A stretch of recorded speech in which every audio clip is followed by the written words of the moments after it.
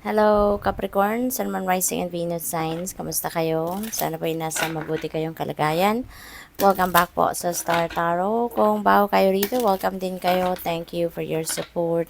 I truly appreciate it. God bless you all, Capricorn. Pauna mensahe po ninyo, transformation. Ayan, change is the natural order of things. So, don't be afraid of the unknown. Ayan, so merong mga pagbabago na magaganap no, sa buhay ninyo, Capricorn. Maaring ang iba sa inyo rito will start the change no, from deep within you. Baka meron ditong personal transformation na gusto ninyong gawin. And maybe outside world. No? Baka meron kayong gustong baguhin. Kunyari, sa trabaho, 'di ba? Baka gusto ninyong pumasok sa isang trabaho na you've never done before, 'di ba? Baka adventure. Yung ganun ba? So there is a change, no, coming your way. At exciting ito. Kasi kumbaga gusto ninyong sumubok na ngayon ng mga sitwasyon na you've never experienced before. So parang handa na kayong lumabas sa inyong comfort zone. So, good luck sa'yo. We have winning. Wow. Sooner or later, luck comes to everyone. Don't spend everything at once. Ayan. So, maaring meron ditong panalo. Kayo, Capricorn, limpak-limpak na pera ang pwedeng dumating sa inyo. No? Sooner or later.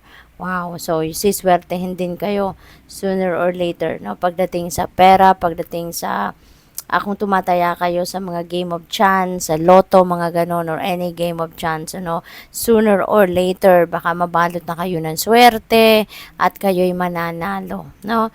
But, ang reminder sa inyo, don't spend everything at once, no? Mag-save kayo. Ilagay ninyo sa tamang kalagyan ng inyong pera, okay?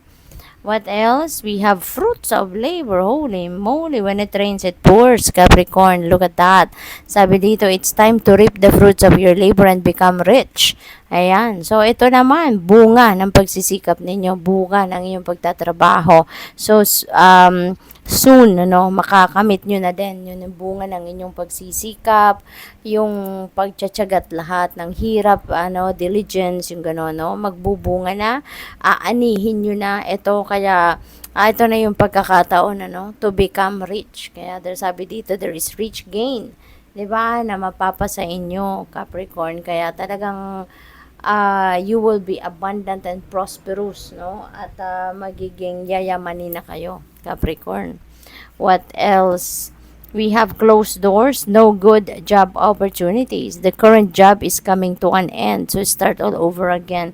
Siguro, no, yung transformation na to, related dito sa trabaho. Baka kasi, yung current ninyong trabaho, ayaw nyo na niyan, pagod na kayo sa ganyang bagay. Kaya handa na kayong sumubok ng mga bagong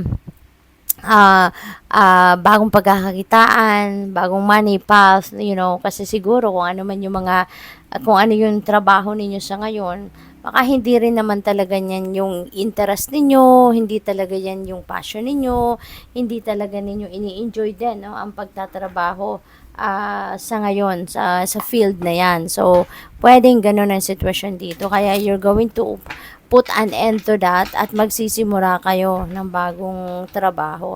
Magsisimula kayo ng bagong pagkakakitaan, ano. Maaring magbi-business na kayo afterwards, yung ganun.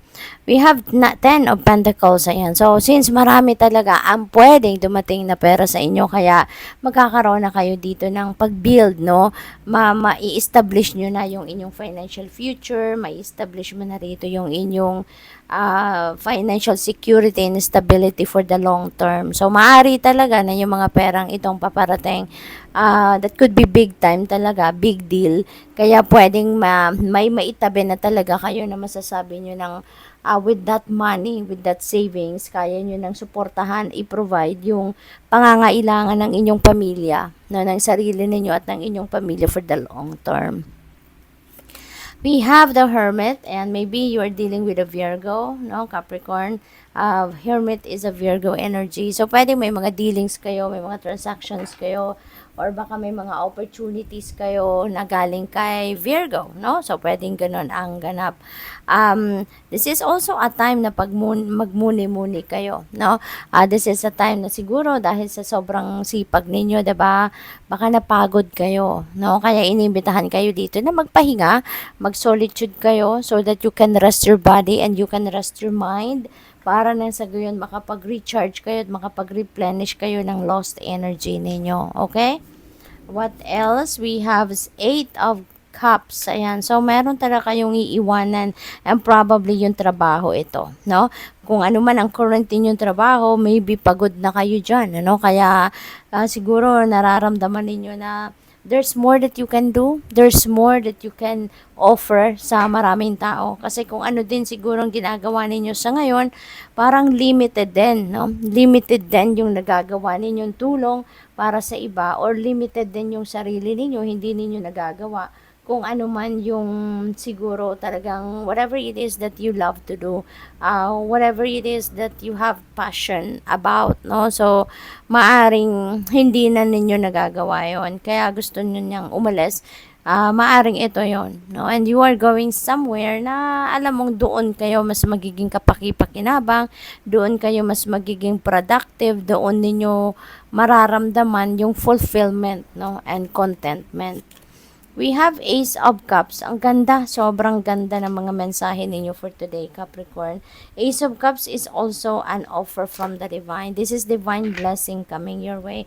So, maaring ito na yung mga blessings ninyo or pwede rin na meron pang paparating, 'di ba? Meron pang iba. Pwedeng ganun din. Kasi si Ace of Cups, ang promise naman ito, bibigyan kayo ng overflowing of blessings, no? Overflowing of blessings. Sobra-sobra to para sa iyo at para makatulong ka din sa iba, makapag-share ka din sa iba. At kung ano yung ibibigay sa iyo sa ngayon, ito din yung mga kailangan mo, no? Ito din yung needs ninyo. Kaya kung ano man ang mga kailangan ninyo sa ngayon, whether pera man yan or kahit ano pa, that will be provided to you, that will be given to you. Kaya maging masayang masaya ka. Overflowing of blessings ang paparating sa inyo, kaya overflowing of joy and happiness din ang mararamdaman ninyo. At sa lahat ng mga biyayang ito na paparating, wag na wag ninyo makakalimutan magpasalamat sa Panginoon. Good luck. Thank you for watching. Love and light. Namaste.